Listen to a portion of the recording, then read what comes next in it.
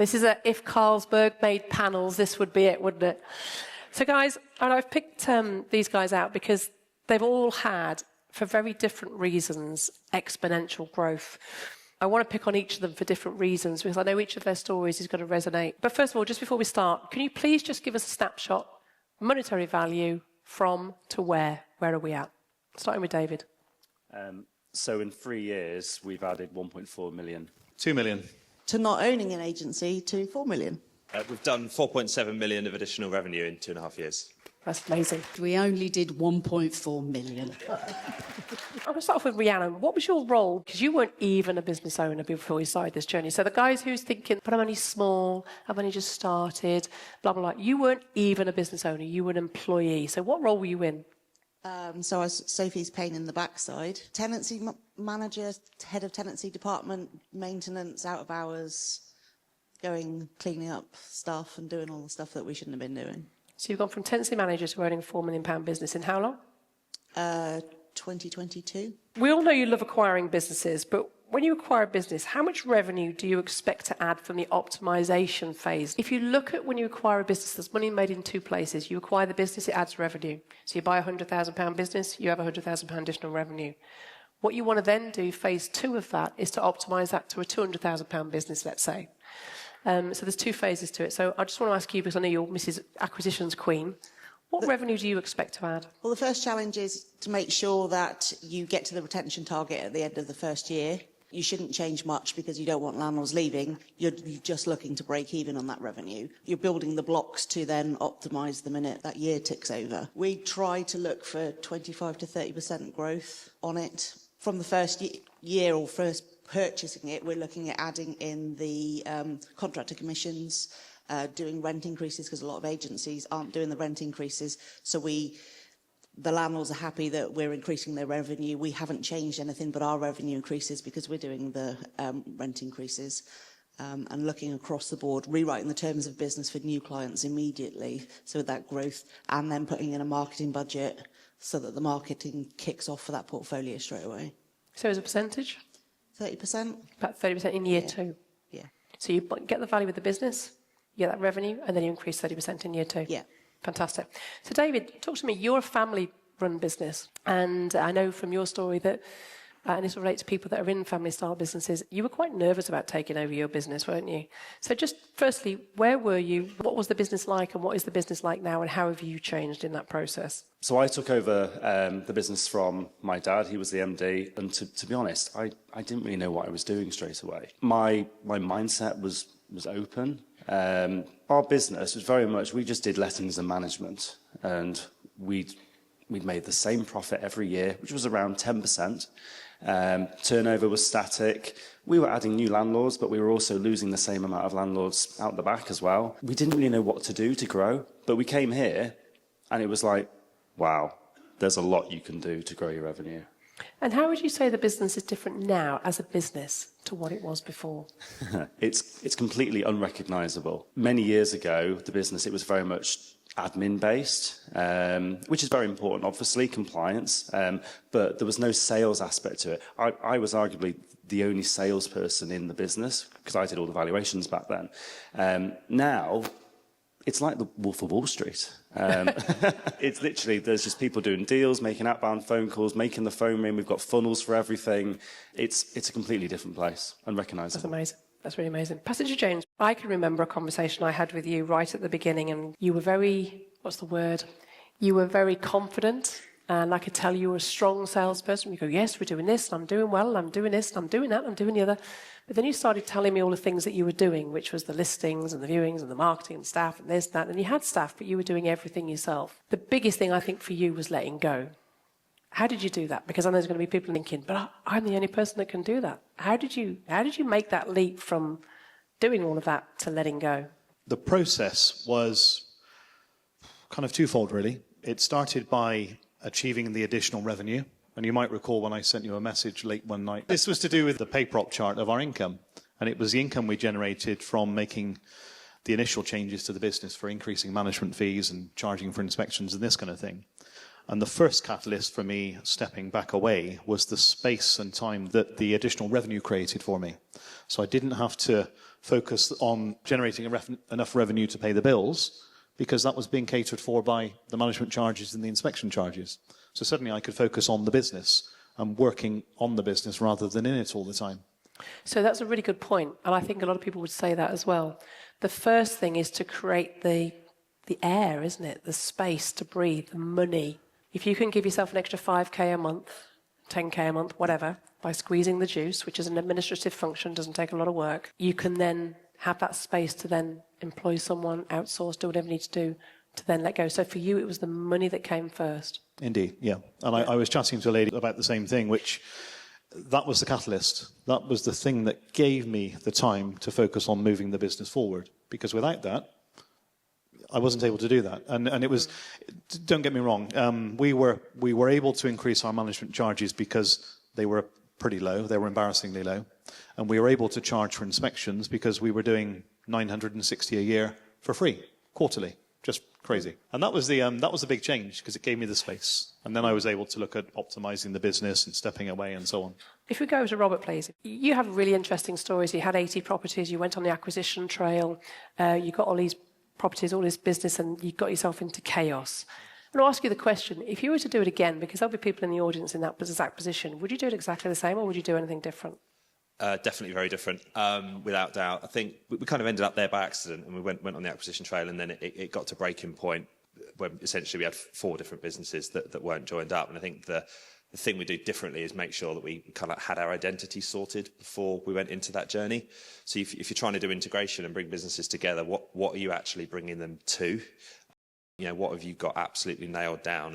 And if you're going on an integration journey and asking people to make changes, unless you can show to staff that there's like real benefits to those changes, it's going to be a much harder sell. So if you can get your stuff together before you get into those conversations, you can show staff a better way forwards. And sort of underpinning that is the terms of business. And if you haven't got your terms of business sorted out, and you can't really say what services are and what we should be doing or what we shouldn't be doing, then you project chaos to a team. And we should have done that a lot sooner. We had 4 businesses with 4 separate terms of business at one point. And, you know, people are going, well, what's the way we do things? Yeah, I don't know either. How can you do an integration on that basis? I guess when you're in the thick of it, you can't see it and you don't know. So yeah, what do you do? And forget the revenue we were leaving on the table. It was just you couldn't point to a source of truth and say this is how we do things. If you can't say that to a new set of staff, then you've got one arm behind your back. So really, what you're saying is you need to step back and build the plan.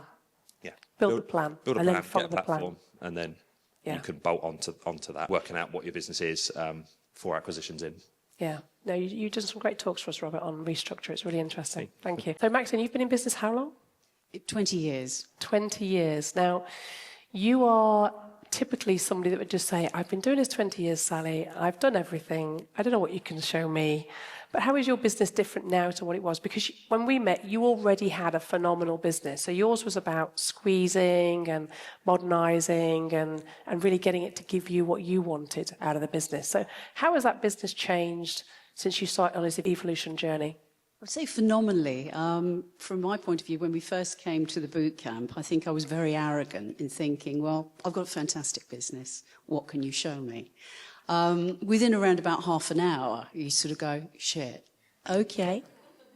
And then an hour later, bugger. Right, okay, I'm leaving a lot on the table. So I think from that point of view, it was really, I think we were all at the same thing, but it was being part in that room and just listening to what people were doing and really understanding that, yeah, okay, we've got a great business, but my God, it could be far better.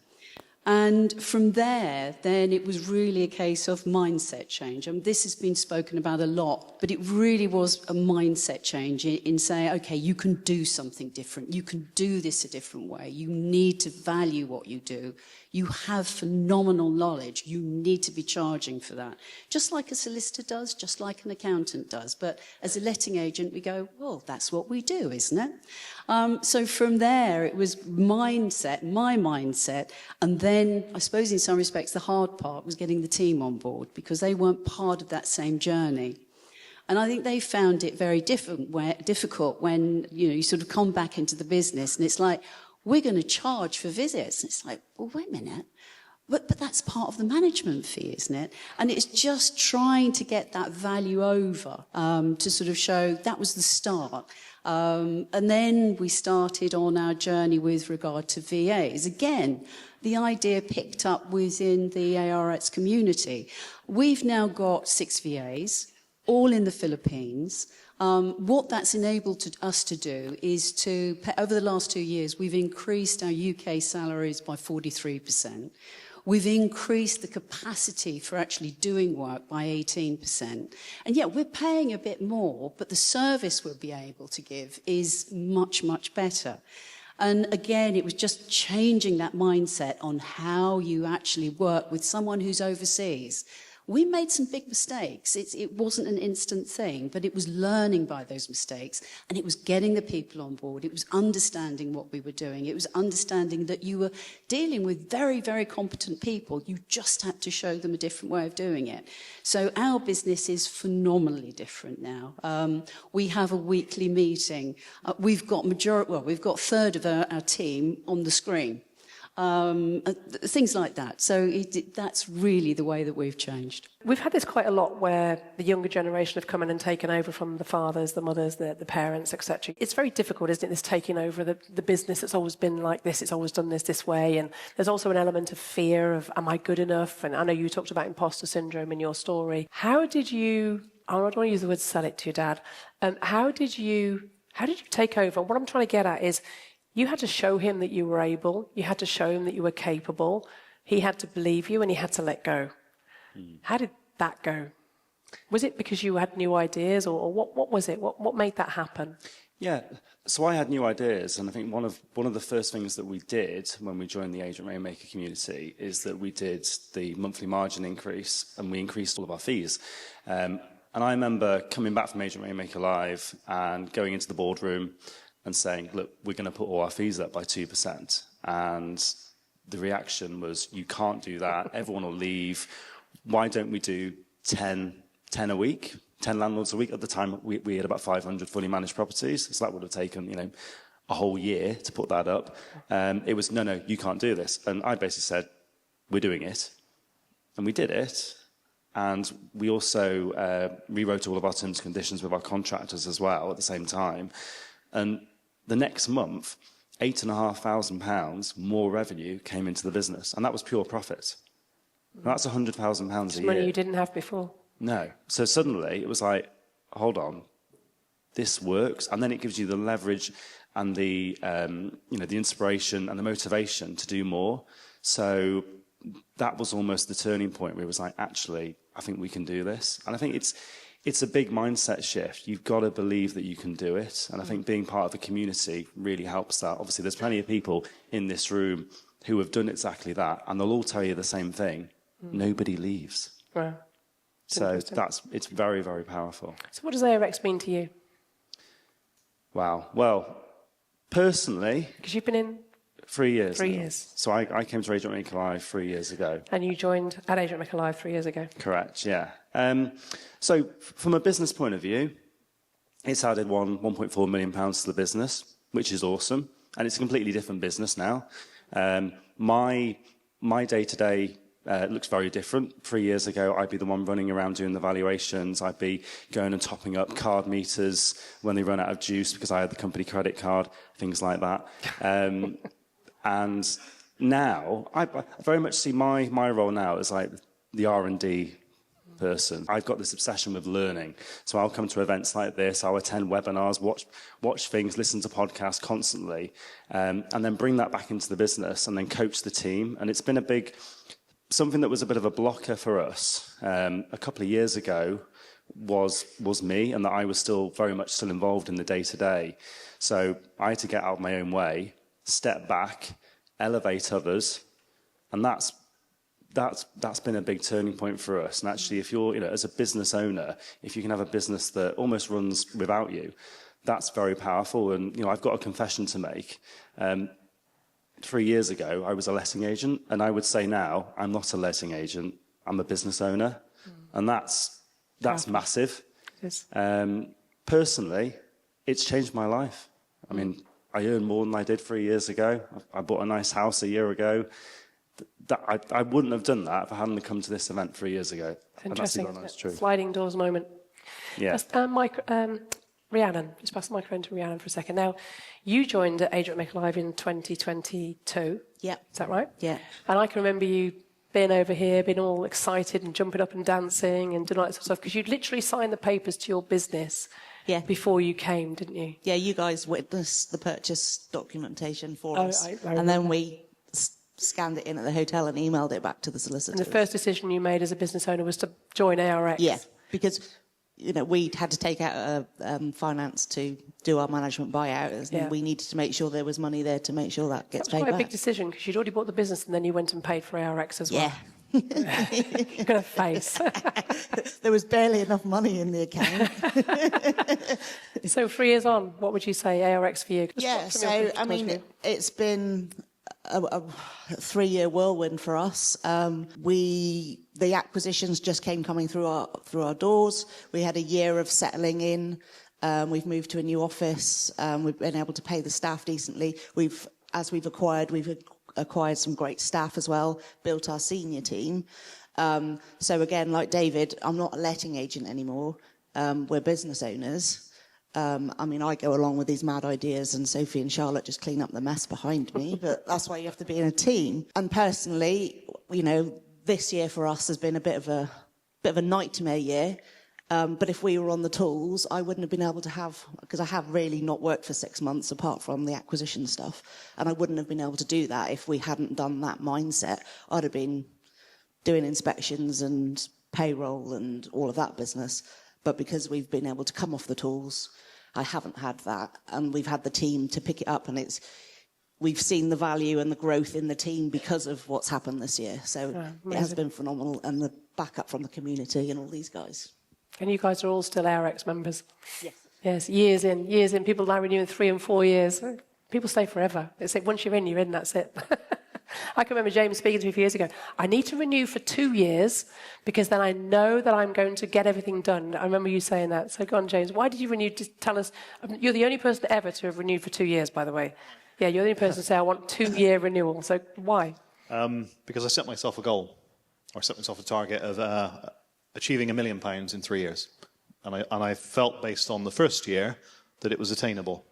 But I didn't think by doing it, because it was kind of just me, really, I didn't think that the figure I wanted to try and hit was attainable in any less than that time. The fact we've done £2 million in 3 years is a bonus, of course. Yeah. Guys, let's give a massive round of applause. Thank you very much.